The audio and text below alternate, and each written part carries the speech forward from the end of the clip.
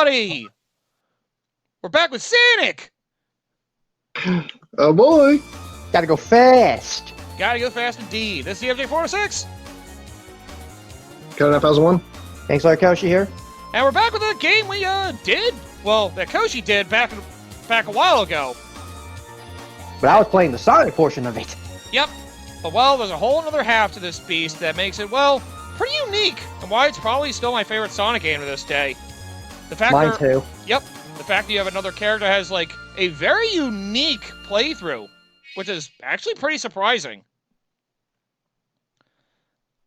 And I will say, it's definitely the harder playthrough, because, well, Knuckles isn't super well optimized, unfortunately. He's optimized for what he needs to do. It's just that for what he needs to do, you have to adapt to something completely different. And I guess we'll get to more on that when we start the game proper. Well, yeah. Or see the game proper, I should say. Yeah. But yeah, it's more like, there's some little, like,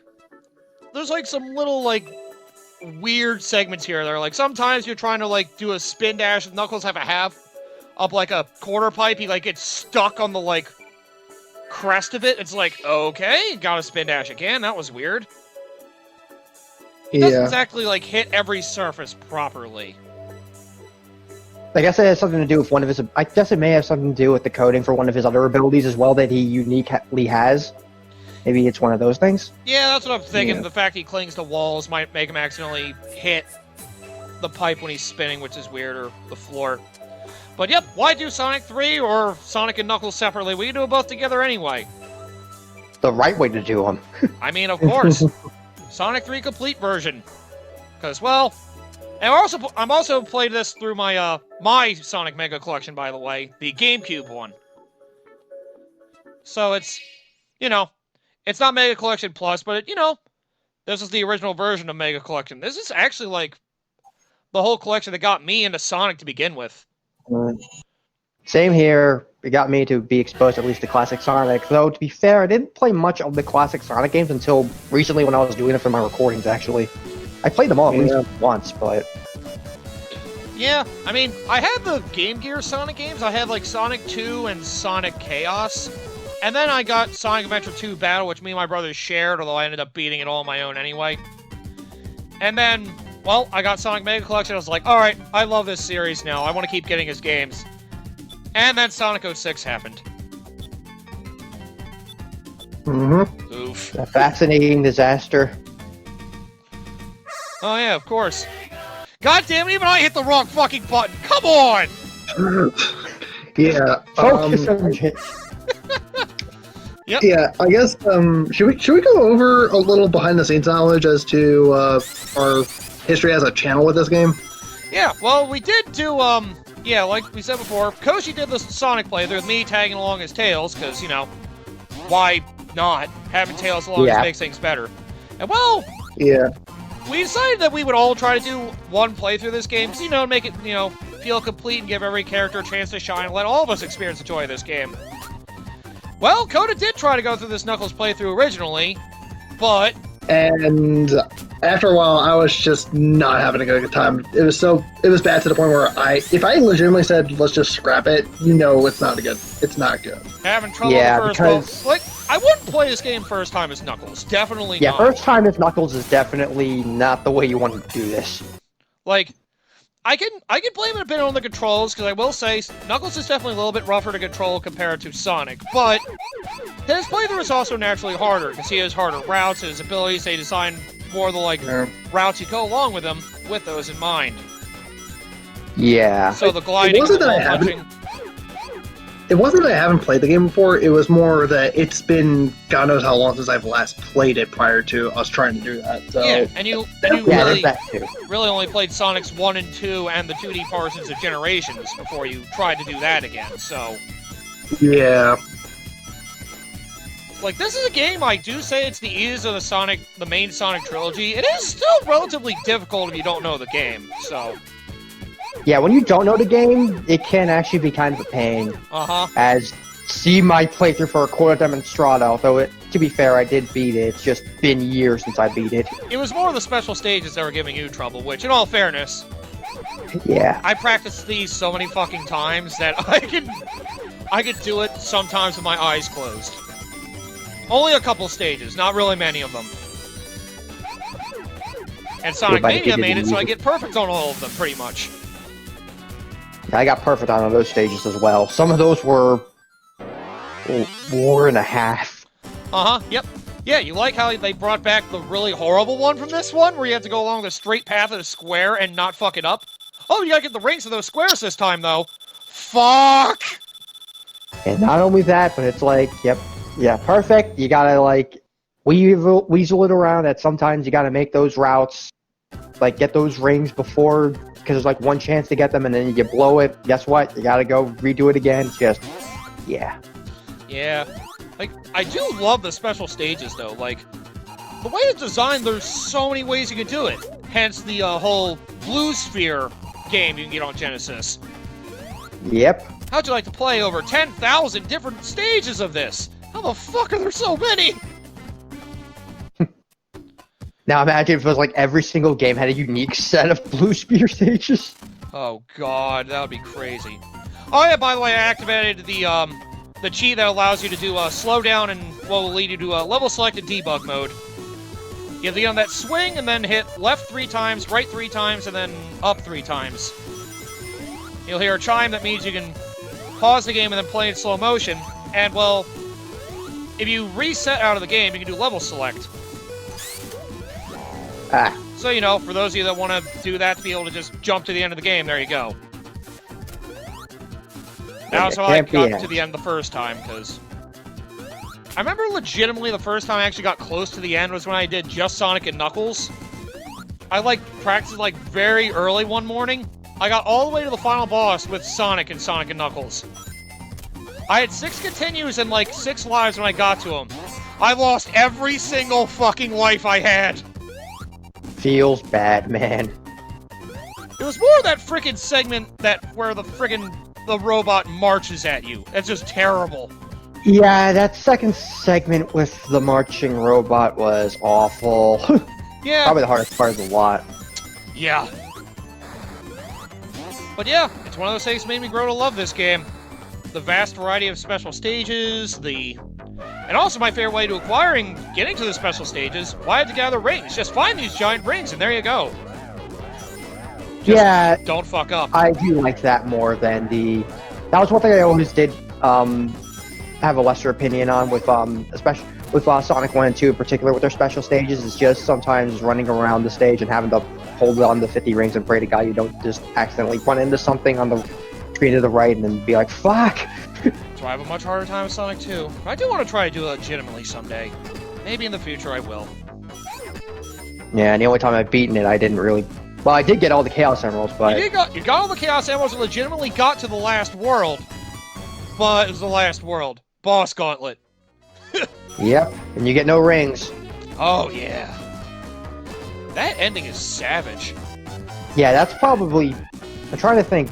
Yeah, I think that is the hardest. It's hardest. It's not one of the hardest. In the main Sonic trilogy, yes, it's the hardest segment of any of the games, I would say. Yeah. Having no rings is horrifying in that stage. But yeah. Who knows, Coda, maybe you'd want to do a Sonic playthrough for yourself on the channel, or if you really want to be weird, do the Tails playthrough. Like, yeah, the Tails playthrough's weird. I'll say the Tails playthrough would be fine, except for one boss. Is it one of the later bosses? I'm trying to remember. No, one of the earlier ones. Remember with Sonic, the one boss you're basically being carried around by Tails? Oh. Yeah, guess what you don't have? Let me guess. Wait, you can't get tired, can you? No. You have infinite flight in that segment. Okay. Basically, gotta keep hitting the boss of your Tails. It sucks. Oh. That's horrible. That's the hardest part of that playthrough. Like, oof. It's always just been a drag, that part. Yeah. It's been a while since I played a lot of the classic Sonic games. Then again, I've also been kind of just playing my own games as well on the side, so... Yeah. I do find myself going back to them every now and then.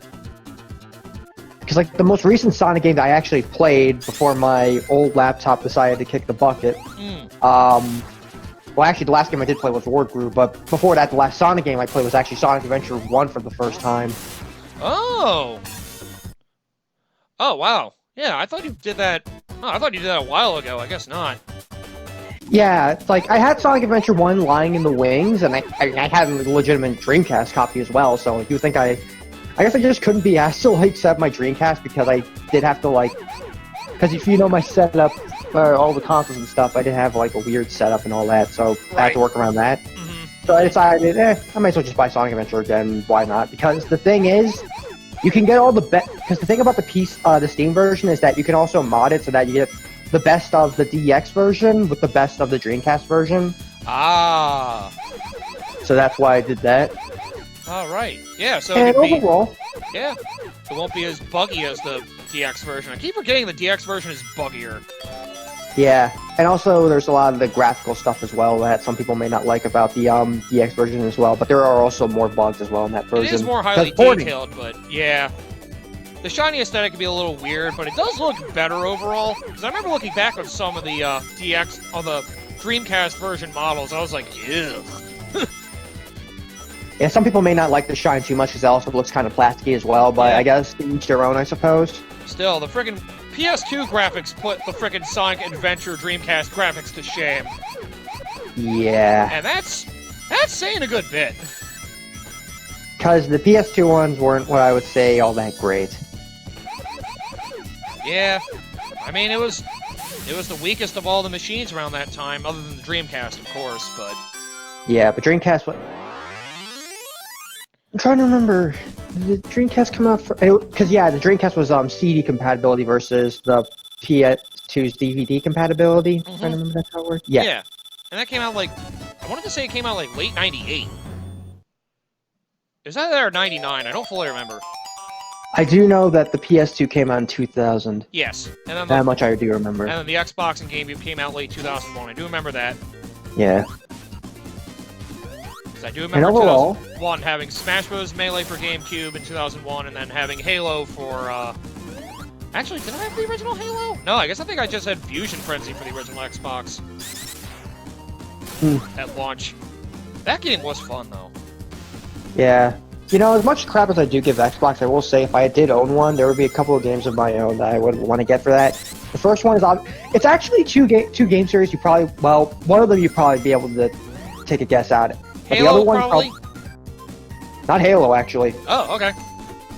Ninja Gaiden. Oh, yeah! I've got to get myself a copy of, like, actual Ninja Gaiden 2, which... I know it could be hyped for the, remasters, but... They're the Sigma versions is the thing, and... Yeah. For a lot of people, for the best version of the original Ninja Gaiden was Ninja Gaiden Black. And, I know that because and the original Gaiden 2 was the best version of 2. Yep, and then there's Ninja Gaiden 3, which... was always crap, but I guess that version would be ideal on there, but even then, it's 3. Yeah. It's kind of the consequence of what happens when you try to... Because the thing with Ninja Gaiden is the reason that it fell so under the radar was because it was pretty generic from the outset, so it didn't bring as much attention. Compared to something like Bayonetta or Devil May Cry, where you just see Dante having all this sort of personality and feel to it. I can't really say Bayonetta because that came out much later, but you can definitely say it for Devil May Cry. Yeah. Yeah, definitely. And the other one was Blinks the Time Cat. Yeah, you did tell me about that before. Like maybe Phil Spencer could try to get on that, yeah. Yeah, because the thing is, when the Xbox came out, that was probably the most experimental console, in the sense that they didn't really have a mascot for it, so they came out with a bunch of games. Yeah. And the one that ended up sticking the most was Halo, because everyone liked Master Chief. I mean, yeah. I mean, it was one of the best first-person shooters around the time, too. Yeah, it was like one of the first real first-person shooters that came to console that was done decently well, I think. Yeah. And the first console one that actually had, like, good online competitive multiplayer. Yeah, that was the other big thing about Xbox as well, the online. they had their online infrastructure better than the other two, because PS2's came pretty late in its life cycle, if I remember. You had to get some sort of attachment for it. Yeah, you had to get some weird attachment for it because of that late cycle. And Xbox, I mean, it's Microsoft, so you'd hope that they know how to at least set up a fundamental level of the infrastructure. And Nintendo, well, they're kind of somewhere in the middle. They did have an attachment, but only like 2 games took advantage of the Nintendo GameCube's online attachment. I know one of them was Phantasy Star Online. I don't remember what the other one was. Oh, Phantasy Star Online. I don't know if you've seen images of the keyboard GameCube controller. It's fucking hilarious. Yeah. Oh my god. A little much, would you say? I get why they made it. It's weird. So many like different things of the GameCube were made for that one game in particular. It's wild. Then again, that game was basically a mostly online game. Yeah. The online wasn't the thing that gave it away. Yeah. I'm trying to think about, because I always think, because I know a lot of people, well, at least some of the circles that I've been in, because one of the things I've been trying to think about considering getting is a proper PC, which is going to be probably a war in and of itself. Right. Of course. And I'm just thinking, how many games will I even properly play with a mouse and keyboard? Because I know I'll probably do it for at least the first-person shooters and third-person shooters, because those just work like a dream.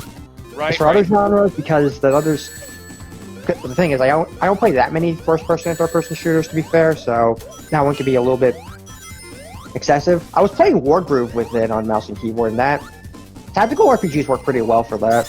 There's not too much to have to like sit down and think about. Mm-hmm. Then there's the 2D platformers and the 3D platformers, which, as much as I know some people would probably say, like, you can adapt with a mouse and keyboard, the idea of playing mouse and keyboard with especially a 3D platformer or a 3D action game. Right. I don't know, there's something about that just does not feel comfortable. Moving around in a 3D environment when you don't have proper analog control. Oh, yeah. I know some people can say you can probably just use the mouse to move around and stuff, but maybe it's just adapting, but it's not something that I feel motivated to do, to say the least. Yeah, that makes sense. And back in the good old days of gaming. Back when games were actually games. Yeah, I was gonna say, have you considered getting one of the newer consoles yet, or no? I don't know if I want to be honest. Neither of them have anything good coming out yet. It sucks. I mean, the PS5 is like, what? All I get is... I mean, Ratchet and Clank, maybe? The new Ratchet one? and Clank is probably the only one, and considering I still haven't gotten DMC5, maybe Special Edition, just so that I have the Virtual attachment as well. Oh, yeah, that's true, yeah. But beyond that, I'm trying to think of any other games, and honestly, there really isn't. Yeah. And there's that collision going into work right there. Hey, Cody, you there? Yeah, I'm still here. I just was trying to figure out the whole mic thing. Oh, okay, Michael. Alright. I was gonna say, I was wondering where you were. Yeah, I'm like, did you go somewhere? I was gonna say. I didn't want to say anything, but... Yeah, but, the other thing I could think of, really, also I could think of for GameCube is, like, I know Mario Kart Double Dash has, like, a land system you can do, but I don't think that's really all in one thing. Right. The Mario Kart Double Dash, huh? Oh! Yeah, like, I mean, you can configure it so you can have basically 8 players or something like that. Oh, I know they had a split screen, they had a multi-screen LAN play. Yeah, but that's the only thing I can think of. Even remotely I know play. Kirby Air Ride also had multi-screen play Yeah, as well. I was going to say, I'm pretty sure Kirby Air Ride had it as well, I think. That's a game that doesn't really feel like it needs it, but it was nice that it had no. it, I guess. Oh, cool, I I died. mean, having the online... the moment that fire hits, just no bridge at all. I'm standing on it, it's not even burning it! You gotta say it right. Oh, no. Yeah, oh no! Every time he dies, oh no! Oh, man. I wish I put sound effects in this playthrough. I should have. I could throw it in. A lot of dying does happen later on, though. And I'll just say this. By the end of this playthrough, my life total will not be in the double digits. I can just leave it as that. That seems about right. Yeah. As somebody who Knuckles. knows this game super well, I can't even keep my lives high as Knuckles. It's so weird, the story of this game, too, where Knuckles kept trying to stop Sonic from stopping Eggman. Now, Knuckles is just doing his own thing? If you look at the beginning cutscene, the only thing that really happens is that... I forget, was it Robo Sonic or Robo Eggman? And Robo That Eggman comes drops in bombs on him, yeah. That's in regular Sonic and Knuckles. You only get that in regular Sonic and Knuckles for some reason. You don't get that in the Sonic 3 and Knuckles opening for some strange reason, but... That is bizarre. Yeah. At least that would at least make sense out of why he's running around like this. Yeah. Probably should have shown that, but fuck it. I don't know why they only have it in Sonic and Knuckles. That's their fault. I guess maybe they forgot to, like, code that in. Or maybe they couldn't. Yep, and here's a reminder of how Sonic's story started, in case you think it links up to this for some reason. Just remember, Knuckles could punch Sonic out of Super Sonic. Like, what the fuck? Yeah, that is kind of a thing. I kind of have to wonder. It's like, he punches him out of Super Sonic, and it's like, wait, what? It's the only time that well, then again, it's not like any other time he really has any reason to really fight Sonic. Then again, yeah. Oh, listen, then again, Eggman has turned Sonic into a werehog to weaken him, so... Speaking of that, I kind of wish there was some way for me to play Unleashed at some point, because I kind of do want to play that game. The more I've been looking at that. I was say, I might still have my 360 copy. I don't know, though. I just know the Xbox 360 PS3 version can be painful to go through because of the hub worlds and how long some of the levels are. I kind of wish they did because I will say, I'll give a point to the Wii version for having it so that the better your rank is, the more medals you get. I like that system more. Yeah, instead of having to go around this giant level to find all of them. Giant pain in the ass. Yeah, I've never really been a fan of hub worlds. That's just my personal take on them. You never got to experience frickin' poor man's Ninja Gaiden / Devil May Cry in Werehog. Oh. Oh, it's bad. All right, we should end this episode here. So yeah, welcome to Sonic 3 and Knuckles, or Knuckles 3 and Knuckles, I guess we should call it. Sonic 3, Knuckles and Knuckles. Got it. Knuckles and Knuckles, featuring double picks of the dumber characters. Yeah. Hooray! So come back next time. We'll be going through Hydro City. The best water level in Sonic history, probably.